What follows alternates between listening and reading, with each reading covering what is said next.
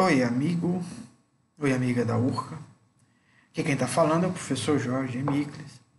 E conforme nós havíamos tratado com alguns alunos, a partir de agora, enquanto durar o recesso, em razão da quarentena imposta pela pandemia do Covid-19, nós vamos estar nos encontrando com vocês virtualmente a partir de uma sala de aula virtual. Para tanto, nós abrimos lá no Google Classroom, Google Sala de Aula, uma sala onde nós vamos estar postando uma diversidade de materiais, iniciar por vídeos. O primeiro material postado é exatamente esse vídeo, esse vídeo também e outros materiais mais. Especificamente com relação a esse vídeo, ele será postado também no YouTube, na plataforma do YouTube, e estará acessível ao público em geral. Então, especificamente ele é dirigido aos alunos do Direito Administrativo 2 da URCA, turma tarde e noite, mas ele é público. Então, pessoas de outras turmas, pessoas de outras instituições, por exemplo, os alunos da Leão Sampaio e outras instituições mais que tenham interesse em não só assistir os vídeos, como também interagir, estão convidados. Para tanto, podem acessar os vídeos tanto pelas plataformas públicas, estará disponível no Facebook, estará disponível no YouTube, como também pode acessar diretamente o Google Classroom. A vantagem de acessar o Google Classroom é que, além dos vídeos, você vai ter acesso a outras atividades, alguns fóruns, debates e eventualmente algum material que venha a ser postado. Para tanto, basta que você acesse a plataforma do Google Classroom e anote, esse código aqui. Esse é o código da sala do Direito Administrativo 2. Pois bem, feita essa pequena introdução, feito o convite, quero falar um pouquinho sobre a nossa metodologia de trabalho. Vamos postar periodicamente vídeos, pelo menos um vídeo por semana, onde vamos tratar de assuntos relacionados ao conteúdo programático da respectiva disciplina. No caso aqui, hoje, nós vamos iniciar, e é a sequência lógica daquilo que nós já colocamos em sala de aula, já discutimos em sala de aula, a continuação desses assuntos. Vamos colocar hoje aqui, para nosso debate, um assunto muito instigante, muito importante na área do direito administrativo, que é a improbidade administrativa. Vamos exatamente iniciar sobre esse assunto. E, para não ficar muito cansativo as nossas conversas, o método da apresentação dos vídeos nós vamos apresentar uma série de slides, que são tópicos e subtópicos relacionados ao assunto principal, mas nós vamos ter uma especial atenção com o tempo.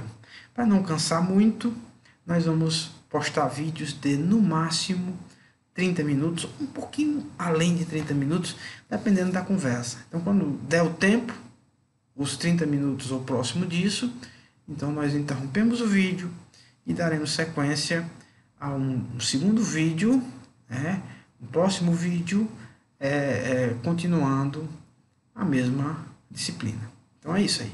Feitas as introduções, estabelecido a perspectiva de qual método que nós vamos utilizar, vamos direto ao que interessa.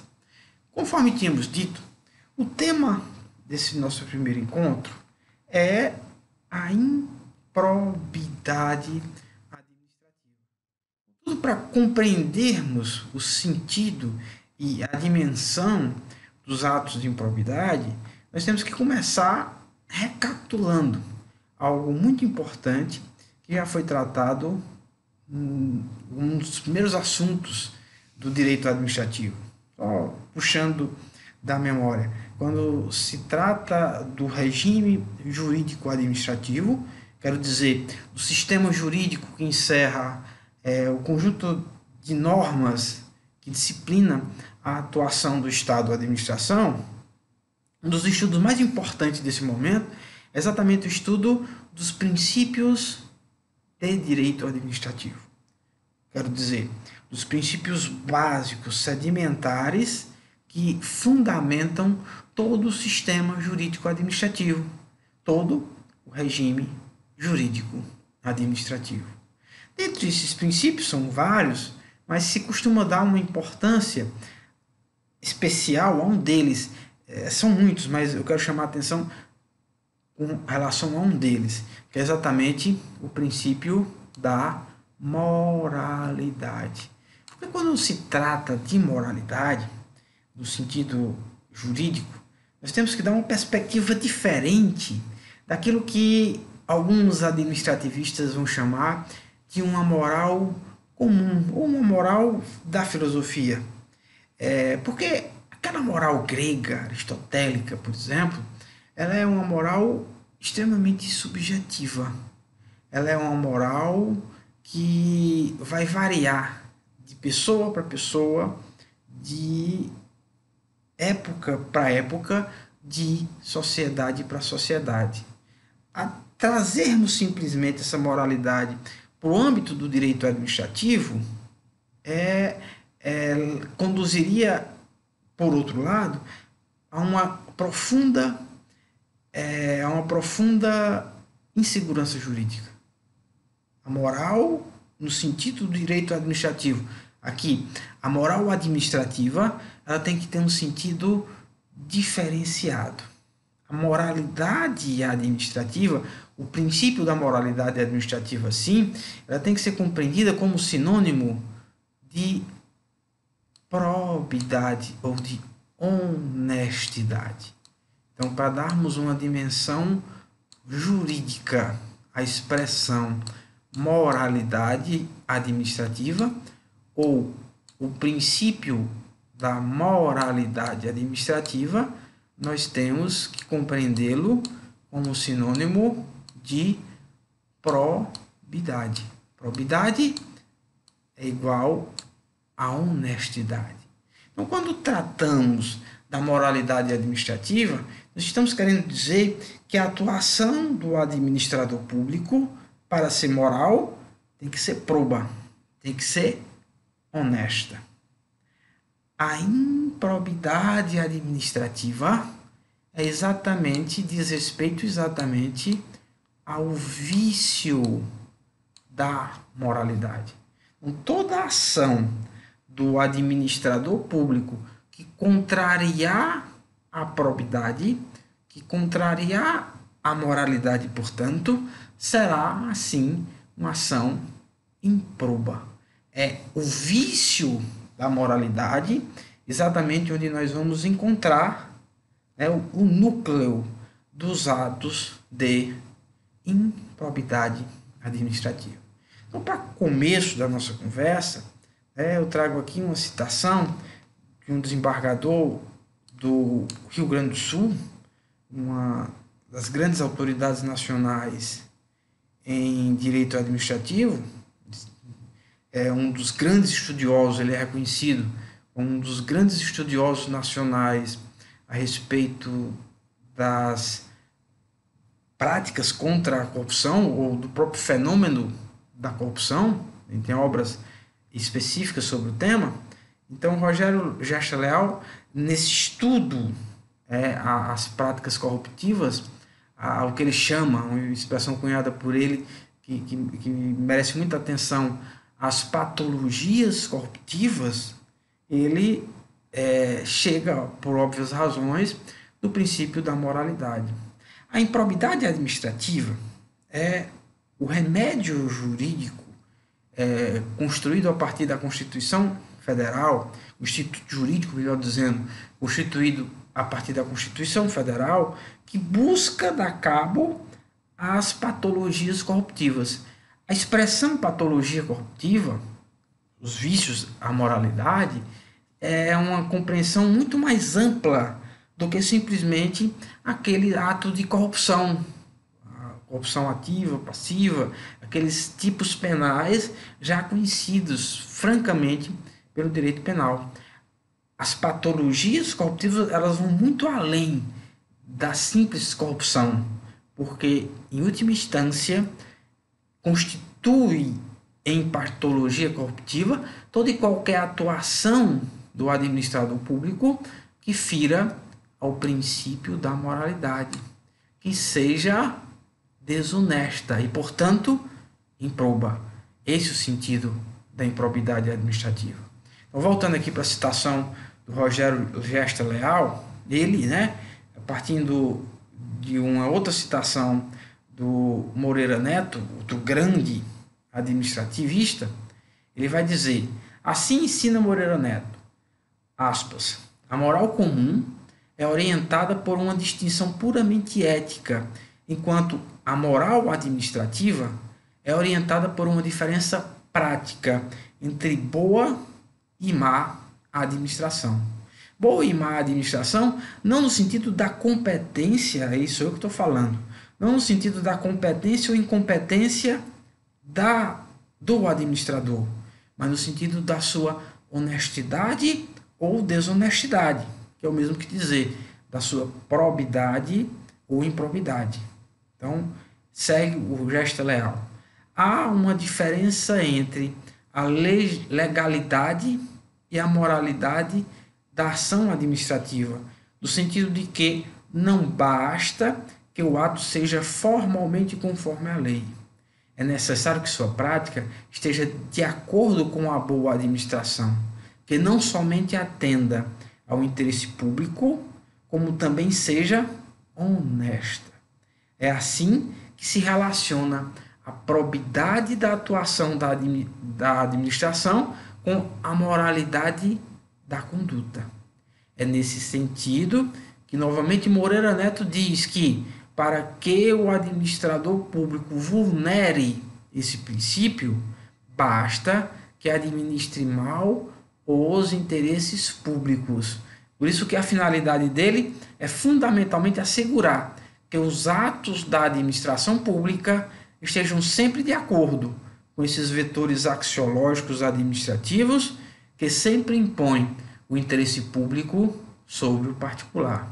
É importante chamar a atenção para uma distinção que é fundamental no estudo da improbidade administrativa. Me parece exagerado, exatamente por conta da grande reprobabilidade, da natureza das penas que são impostas em razão da improbidade administrativa, me parece absolutamente descabido fazer a confusão entre o administrador desonesto e o administrador incompetente. Aquele que agiu mal por falta de conhecimento, por falta de habilidade, é o incompetente. E este, me parece, não comete improbidade administrativa. Comete sim improbidade administrativa aquele outro que haja com desonestidade.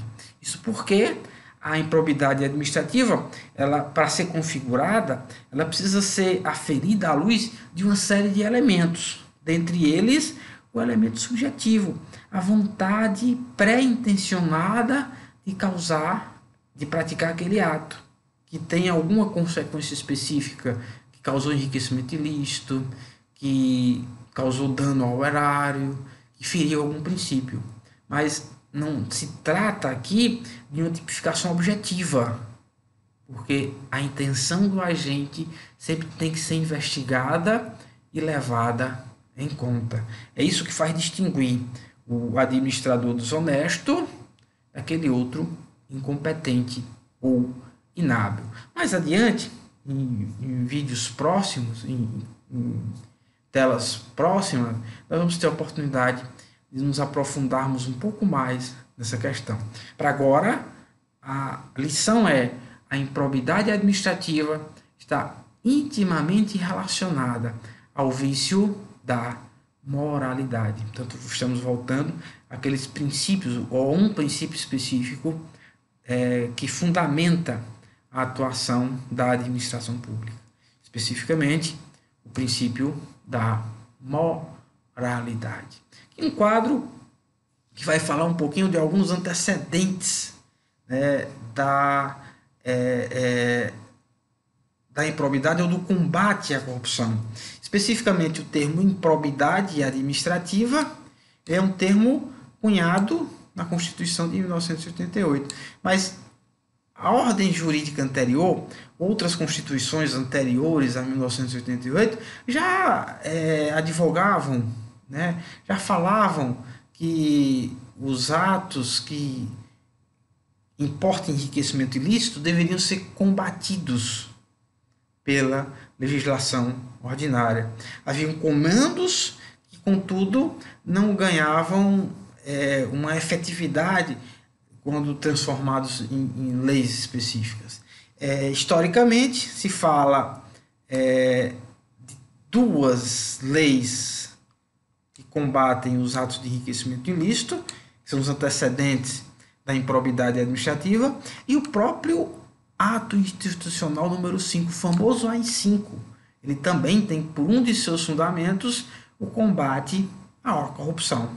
Contudo, a improbidade administrativa, na dimensão que ela tem hoje, com o grau de reprobabilidade que ela tem hoje, com o grau de punição que ela tem hoje, ela só vai ganhar essas cores, sem dúvida, a partir da Constituição de 1988, quando lá no artigo 37, parágrafo 4º, né, ela vai falar do combate à improbidade administrativa, das sanções relativas à improbidade administrativa, e mais adiante, em 1992, surge a Lei 8.429, que é uma lei até hoje em vigor, que é a chamada Lei de Improbidade Administrativa, para alguns chamada também de Lei do Colarinho Branco, né? É a lei federal que regulamenta o artigo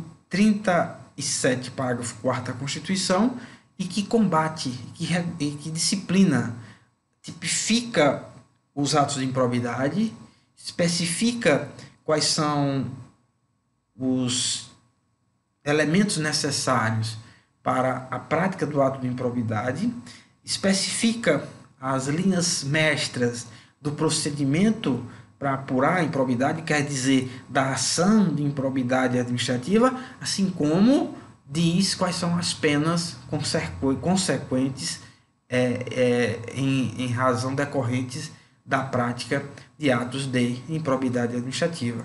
Portanto, o nosso estudo, quando fazemos um estudo a respeito da improbidade administrativa, nós estamos propriamente estudando, né, porque ela vai regular a Constituição, a Lei 8.429 de 1992. E eu trago para vocês uma famosa citação do Nelson Cria, quando ele fala da antiguidade do combate e da preocupação que diversas sociedades humanas distintas têm a respeito da corrupção. Então, a corrupção é um mal que graceia todas as épocas da humanidade.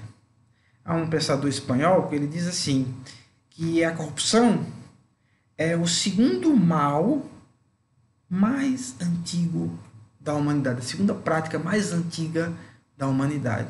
Primeira, nós bem imaginamos qual seria. A corrupção, ela está presente em todas as sociedades humanas. A corrupção, ela está presente em todas as formas instauradas, instituídas de Estado. A corrupção, ela é um elemento que está intimamente ligado à própria estrutura do Estado. Quem quiser se aprofundar no estudo relacionado às origens da corrupção, vai compreender que ela é um fenômeno estatal propriamente. Por exemplo, eu quero fazer referência à obra do Pierre Bourdieu, do Estado, um conjunto de aulas dele, acho que 3 anos seguidos, no École de France, e ele disseca uma série de teorias do Estado. Dentre esses trabalhos de dissecação de teoria do Estado, ele busca as raízes da corrupção. E a conclusão que ele chega, e eu concordo com essa conclusão, Pierre Bourdieu, sociólogo francês, é que a corrupção é um elemento inerente ao próprio Estado. Onde há o Estado, haverá sempre a corrupção. Essencialmente é essa a conclusão dele. Em outro vídeo, a gente pode aí, vocês fiquem à vontade para questionarem, para dizerem se concordam ou se não concordam com essa afirmação que eu estou trazendo. Um objeto de debate extremamente atual, moderno, nós buscarmos compreender as raízes da corrupção, e de acordo com a resposta que vocês me derem no fórum, que nós vamos abrir na sala de aula virtual, nós podemos até, é uma proposição minha, fazer um próximo vídeo na sequência, onde nós vamos analisar exatamente as origens da corrupção. Para compreendermos as origens da corrupção, é preciso que nós cheguemos nas próprias origens do Estado. Estudar a corrupção é estudar as origens do próprio Estado. No outro vídeo, dependendo da curiosidade de vocês, terei muito prazer em voltar a discutir esse tema. Para agora, eu deixo vocês com relação a esse tema, com uma citação do velho Nelson Hungria.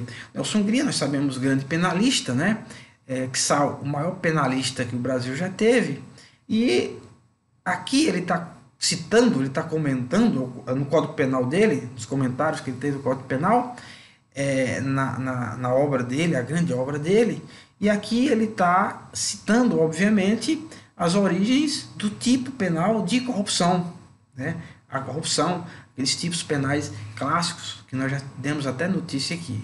Muito interessante essa citação dele, ele vai dizer assim, deve-se reconhecer, entretanto, que a corrupção não se apresenta como um traço peculiar da época contemporânea. Ela é de todos os tempos. Cita-se Montesquieu como uma das causas da queda do Império Romano. Atestam a sua prática os preceitos repressivos das mais antigas legislações. A venalidade da justiça, notadamente, era objeto de severas penalidades das leis primitivas. O juiz corrupto, pela lei mosaica, era punido com a flagelação, e na Grécia, com a morte.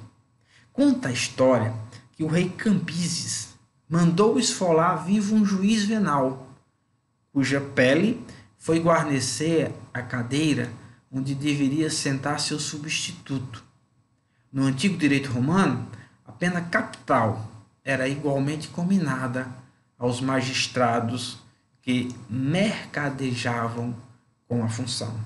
Então, Hungria, ele está trazendo à tona aqui parte do problema que eu estou querendo conversar com vocês, que a corrupção, e aí, se eu for usar a expressão do Gesta Leal, as patologias corruptivas, elas são um problema antiquíssimo na história da humanidade, e partindo do paradigma do Pierre Bourdieu, eu vou dizer, ela está relacionada às próprias origens do Estado.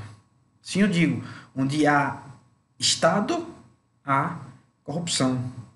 O que nós podemos discutir é que existem estados onde o grau de corrupção é maior ou menor, mas nós não podemos discutir que existe algum modelo de Estado onde não existe a corrupção. O que nós podemos discutir é o nível de percepção da população a respeito da corrupção, porque corrupção é algo que se pratica à surdina, de sorte que não existem elementos capazes de nos trazer à tona índices, estatísticas verossímeis a respeito de em que épocas e em que modelos de Estado a corrupção é maior ou menor. O que existe é uma percepção pública maior ou menor da corrupção. Assim, nós podemos, partindo desse paradigma, fazer uma afirmação que me parece correta. No Brasil das últimas 2 décadas, a percepção de corrupção é muito maior do que era, por exemplo, na época da ditadura militar. Isso, contudo, não nos autoriza a dizer que na ditadura a corrupção ainda existia ou era menor. Isso é absolutamente inverossímil, essa afirmação, porque não existem dados estatísticos capazes de nos trazer essa conclusão, certo?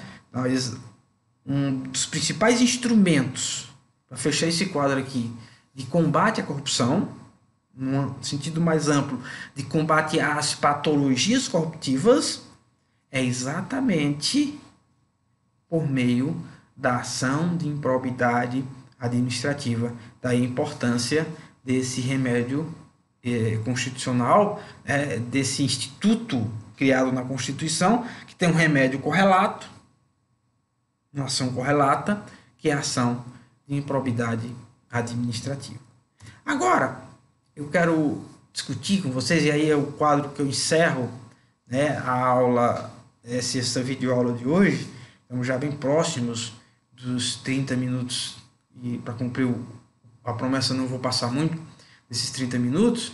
O último assunto dessa nossa primeira discussão, a primeira parte da nossa discussão sobre improbidade administrativa, é exatamente qual é a natureza jurídica da improbidade. Muitos discutem improbidade administrativa tem natureza penal ou uma natureza não penal. Essa é a grande discussão. Há uma série de estudiosos, alguns inclusive de peso, de renome, como é o caso do Marçal Justin, que vão entender que existe sim uma natureza criminal nos atos de improbidade.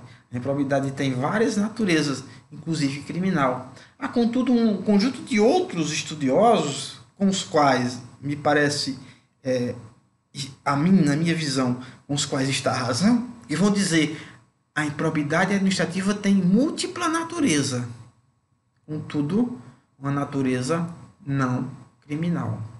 É fundamental nós compreendermos a redação, né, para termos essa conclusão, está disciplinado na redação do artigo 37, parágrafo 4º da Constituição Federal. Né? Mas antes, justificando, os pensadores que compreendem que existe uma natureza criminal, que a ação de improbidade tem natureza criminal, vão verificar, tem por base as compreensões anteriores a 1988. Não tenho dúvida que antes de 1988, as leis que tratavam do que hoje nós conhecemos como improbidade administrativa, prática de atos que importam enriquecimento ilícito, essencialmente, é o grande o tipo central do que hoje nós compreendemos por improbidade administrativa, na legislação anterior a 1988, não há a menor dúvida. Essa legislação antiga, revogada, ela tinha sim uma natureza criminal. Mas a Constituição de 88, ela não só amplia as possibilidades punitivas do ato de improbidade, e quando ela faz isso, ela amplia a própria natureza do ato de improbidade. Como também ela ressalta que essa múltipla natureza, essa múltiplo sancionamento dos atos de improbidade são independentes da natureza criminal. No direito penal, se discute a questão, é proibido o bis in idem. Para o mesmo fato, a pessoa não pode ser punida 2 vezes. Mas no âmbito do direito administrativo, e de outros ramos do direito, mas notadamente no direito administrativo, se estuda a perspectiva de que o mesmo ato ilícito ele pode ter naturezas diferentes. O ato ilícito praticado pelo agente público, ele pode importar no ilícito administrativo o que o sujeita a um sancionamento administrativo, por meio de um processo administrativo disciplinar. Esse mesmo ato, se ele causou dano a outrem, pode sujeitar o próprio Estado à reparação, a uma natureza civil. pode sujeitar esse mesmo agente ao direito de regresso, caso ele tenha agido com dolo ou culpa. Há uma responsabilidade civil do agente público, portanto. E ainda, esse mesmo ato, se ele se constituir como um ato típico e antijurídico, ele também pode ser objeto do sancionamento criminal. De sorte que o mesmo ato ilícito pode importar em pelo menos 3 sancionamentos diferentes. Na verdade, tem mais de 3, mas pelo menos 3 sancionamentos diferentes, no exemplo que eu estou dando. É essa perspectiva que nós estamos estudando quando perguntamos qual é a natureza do ato de improbidade administrativa. Porque o parágrafo 4º do artigo 37 vai dizer, ó, os atos de improbidade, a norma da Constituição ela não responde diretamente, ela vai dizer, os atos de improbidade estão sujeitos, a um sancionamento. Primeiro tipo, perda do cargo ou função pública. Esse sancionamento tem uma natureza claramente de cunho administrativo. Portanto, eu posso concluir, os atos de improbidade administrativa possuem uma natureza administrativa. Seguindo, essa mesma regra da Constituição vai dizer que os atos de improbidade administrativa, eles também sujeitam quem os cometeu a um sancionamento de perda de bens, a um sancionamento de uma multa. Ora, a perda de bens é um sancionamento, obviamente, de natureza civil. Daí eu concluo, os atos de improbidade administrativa têm uma segunda natureza civil. Na mesma linha, eu posso dizer, segue dizendo a regra da Constituição, os atos de improbidade administrativa podem importar na suspensão dos direitos políticos do agente. Logo, eu encontro uma terceira natureza atinente aos atos de improbidade, de onde eu vou dizer os atos de improbidade administrativa têm natureza política. A suspensão dos direitos políticos vai mexer com o direito de nacionalidade, vai mexer com o direito de cidadania. Quem tem seus direitos políticos revogados, extintos ou suspensos, né, fora o brasileiro naturalizado, né, é a única hipótese onde ele vai poder ter os direitos políticos extintos, mas nas demais hipóteses, os direitos políticos vão ser suspensos. A improbidade administrativa é uma das hipóteses em que esses direitos políticos serão suspensos, poderão vir a ser suspensos. Daí eu digo, os atos de improbidade administrativa têm uma natureza política. O artigo 37, parágrafo 4º da Constituição, sem a menor sombra de dúvida, nos autoriza sim a afirmar essas naturezas diferentes desse sancionamento. O ato de improbidade tem uma natureza administrativa, o ato de improbidade tem uma natureza civil, o ato de improbidade tem uma natureza política. Contudo, a parte final do parágrafo 4º do artigo 37 é muito clara, quando ela diz, sem prejuízo da ação penal cabível. O que torna claro também a conclusão de que os atos de improbidade administrativa, apesar de ter múltipla natureza, eles não têm natureza de direito penal. Portanto, se o ato de improbidade praticado pelo agente também se constitui crime, o agente público respectivo ele será sujeito, além das sanções inerentes à improbidade, a uma investigação, uma persecutio criminis e possível punição por ato criminoso típico, porque assim preceitua, né, a Constituição Federal. É isso que nós queremos dizer, essencialmente, nesse quadro que lhes estamos apresentando, né? E para não ficar sem ler, eu vou dizer assim, vou ler para vocês em voz alta, que é reconhecer a natureza não criminal dos atos de improbidade administrativa possui mais que um simples interesse acadêmico. Nós estamos discutindo isso só por mera propositura acadêmica, não. Tem um efeito prático, posto que as consequências possíveis, né, podem repercutir. Repercutir aonde? Podem repercutir no âmbito do sancionamento de alguns agentes políticos. Por exemplo, existe, é uma tese superada, mas já se discutiu isso no âmbito do Supremo Tribunal Federal, a tese de que os agentes políticos, porque estão sujeitos aos chamados crimes de responsabilidade, eles só respondem pelo crime de responsabilidade, não pelo ato de improbidade. Fazer a distinção no sentido de que os atos de improbidade não têm natureza criminal, né, afasta de vez essa possibilidade. Logo, o presidente da República, ministro de Estado, no âmbito do Estado, governador, vice-governador, secretário, etc., que venham a sofrer o processo chamado de impeachment ou o processo por crime de responsabilidade, ainda assim eles estão sujeitos a uma ação específica de improbidade. Vamos lembrar que uma das hipóteses que sujeitam essas autoridades ao crime de responsabilidade é a prática de ato de improbidade administrativa. Então, sem dúvida, o ato de improbidade ele pode conduzir ao sancionamento político, que é o chamado crime de responsabilidade. Mas, independente disso, o sujeito também está assujeitado a responder por uma ação própria no juízo competente, que é o juízo da improbidade. Porque a ação de improbidade ela é tomada pelo Poder Judiciário. Quem é competente para julgar a ação de improbidade? O Poder Judiciário.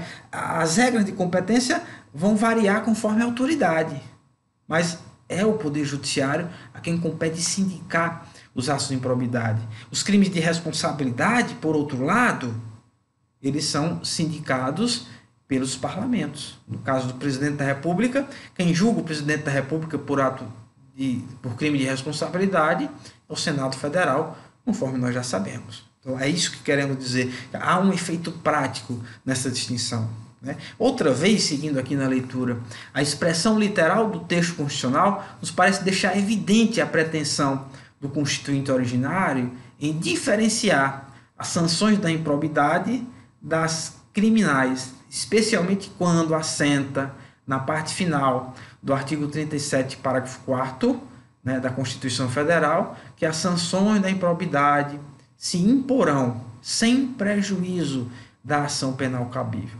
Daí, a importante parte do pensamento jurídico que assegura que o ato de improbidade em si não constitui crime, mas também pode caracterizá-lo, como é o caso aqui da citação da Irene Patrícia Noara.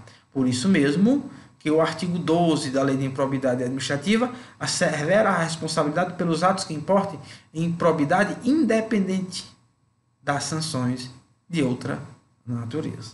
Certo? Então, as primeiras palavras introdutórias, portanto aqui é o vídeo 1, parte 1, sobre improbidade administrativa, e para você refletir uma pergunta, né? Afinal de contas, na sua opinião, vamos pesquisar qual é a natureza jurídica dos atos de improbidade. Se for pesquisar, você vai achar mais de uma posição, mais de uma resposta a esse respeito. Então, o dever de casa para você é estudar, pesquisar, né, nos livros que você tenha, nas fontes da internet, e o que é que você é capaz de descobrir. A partir dessa pesquisa, forme a sua própria opinião.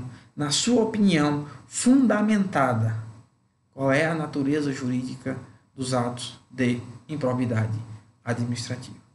E vamos abrir um fórum lá na sala de aula virtual, e durante a semana nós vamos, lá dentro da sala de aula virtual, nós vamos nos comunicando. Até lá, espero que esse vídeo encontre vocês com saúde, bem, né? E vamos seguir na nossa caminhada. Até o próximo vídeo. Um grande abraço para você, amigo, para você, amiga. Até a próxima.